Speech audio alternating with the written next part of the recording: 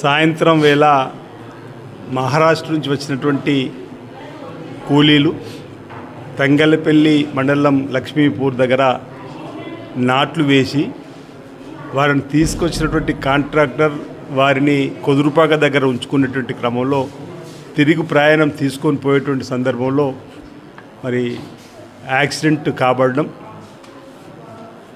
ప్రాథమిక పోలీస్ శాఖ అంచనా ప్రకారం వచ్చిన సమాచారం ప్రకారం వెనుక నుంచి వస్తున్నటువంటి బస్సు అనుపురం ప్రాంతంలో స్పీడ్ బ్రేకర్ దగ్గర మెల్లిగా వెళ్తున్నటువంటి టాటా ఏసీని ఢీ కొట్టడం వల్ల వెనుక ఆర్టీసీ ముందు భాగము ఆటో వెనుక భాగంకు గట్టిగా ఢీ కొట్టడం వల్ల ఆటో ముందుకు దొర్లిపడి అందులో ఉన్న వాళ్ళందరూ కూడా చెల్లా చెదిరైనటువంటి సందర్భం వీడియోలు కూడా మనం చూసినాం. అందులో ఒక అతను చనిపోవడం జరిగింది. బాధాకరమైనటువంటి సంఘటన. ఎందుకంటే పొట్ట కూటి కోసం సుదూర ప్రాంతం నుంచి ఈ ప్రాంతానికి వచ్చినటువంటి వాళ్ళు ఇక్కడ అసూలు బాయడం బాధాకరం. అన్ని పేద కుటుంబాలు.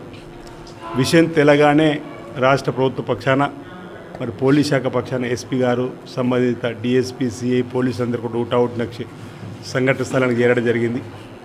ఆసుపత్రిలో కూడా ఇక్కడ వేములవాడ, సిరిసిల్ల ఉన్నటువంటి వైద్యాధికారులందరినీ కూడా జిల్లా కలెక్టర్ ఆధ్వర్యంలో అప్రమత్తం చేయడం జరిగింది. వైద్య ఆరోగ్య శాఖ అధికారి కూడా రావడం జరిగింది.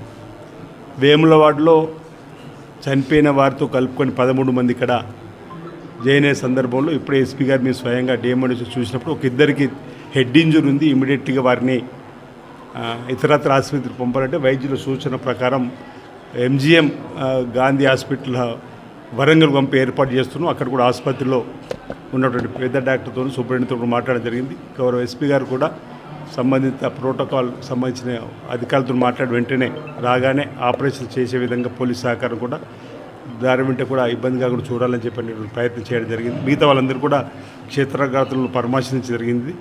వారు తీసుకొచ్చినటువంటి కాంట్రాక్టర్తో కూడా మాట్లాడడం జరిగింది. వారి వివరాలను సేకరిస్తున్నారు. ఏదైతే చంద్రాపూర్ అని చెప్తున్న సందర్భంలో వారి వివరాలను, వాళ్ళ బంధువుల వివరాలను కూడా సేకరిస్తూ ఉన్నారు. ఇక్కడ దీంతోపాటు ఇక సిరిసిల్ల దవాఖానలో కూడా ఒక 11 మంది, అందులో ఒక 5గురికి ఇప్పుడే అన్ని వైద్య పరీక్షలు అయ్యాయి. ఎక్స్రే జరుగుతూ ఉన్నాయి. ఇక్కడ ఉన్న వారికి కూడా ఎక్స్రే జరుగుతూ ఉన్నాయి. కొంతమంది కాళ్ళు విరిగినట్టుగా, కొంతమంది చేతి దగ్గర ఇబ్బంది ఉన్నట్టుగా చెప్తూ ఉన్నారు.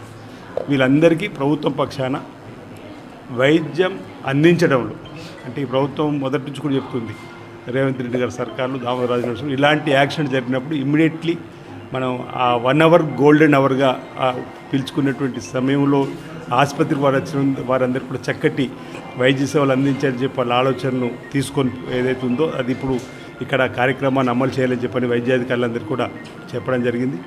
వారికి ప్రభుత్వం పక్షాన చక్కటి వైద్యాన్ని అందించి వారికి రాష్ట్ర ప్రభుత్వం వైద్యపరంగా అండగా ఉంటుందనే మాట ఈ సందర్భంగా నేను తెలియజేస్తూ ఈ విషయం తెలగానే అవుట్ ఇక్కడ మీరు రావడం జరిగింది. వారందరితో మాట్లాడడం జరిగింది. సంబంధిత కాంట్రాక్ట్తో కూడా మాట్లాడడం జరిగింది.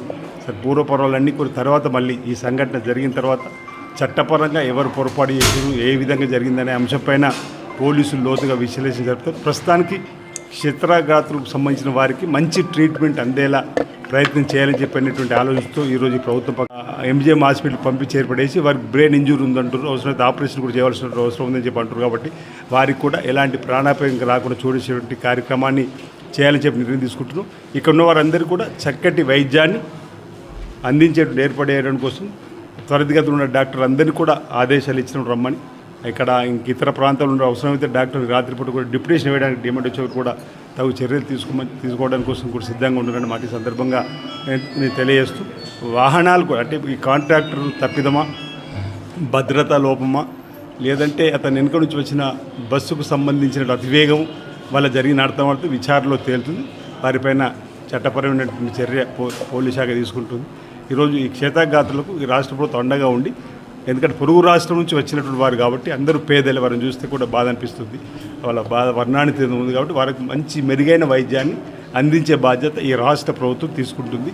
వారికి మెరుగైన చికిత్స కోసం ఇంక ఇతర ప్రాంతాలకు వెళ్తుంటూ కూడా వారికి చక్కటి ఏర్పాటు చేస్తామని సందర్భంగా తెలియజేస్తా ఉన్నాను. ప్రమాదాలు, రోడ్డు భద్రతకు సంబంధించి రకరకాలుగా జరుగుతుంటుంది. ఈ ఘటన చూస్తుంటే ముందు వెళ్తున్న వాహనాన్ని వెనుక నుంచి వచ్చిన వాహనం ఢీ కొట్టినట్టుగా ఉంది. అంటే వెనుక నడుపుతున్నటువంటి బస్సు డ్రైవర్ అజాగ్రత్త వల్ల ఇది జరిగినట్టుగా కనిపిస్తూ ఉంది. అక్కడ ఆల్రెడీ రోడ్డుకు సంబంధించినటువంటి భద్రతలో ఇప్పటికే ఆ గ్రామస్తులు కూడా సూచనలు సలహాలు ఇచ్చే విధంగా చేసేటువంటి కార్యక్రమం కూడా కనిపిస్తుంది. స్పీడ్ బ్రేకర్లు కూడా అక్కడ ఉన్నాయని చెప్పిన మాట చెప్తున్న సందర్భం. ఇలా జరిగిందంటే దానిపైన విచారణ జరపాల్సిందే. అక్కడ ప్రమాదాలు జరగకుండా ఇప్పటికే R&B శాఖ ద్వారా, పోలీస్ శాఖ ద్వారా పలు జాగ్రత్తలు తీసుకొని పలు సైన్ బోర్డ్స్ లాగా అక్కడ ఎంత వేగంగా వెళ్ళాలనేటువంటి బోర్డులను కూడా, నియంత్రిక బోర్డులు కూడా మనం పెట్టడం జరిగింది. అయినా అప్పుడప్పుడు ఇలాంటి దురదృష్టకరమైన సంఘటన జరుగుతున్నాయి. భవిష్యత్తు ఇలాంటివి జరగకుండా రోడ్ సేఫ్టీకి సంబంధించి తప్పనిసరిగా తగు చర్యలు తీసుకుందాం.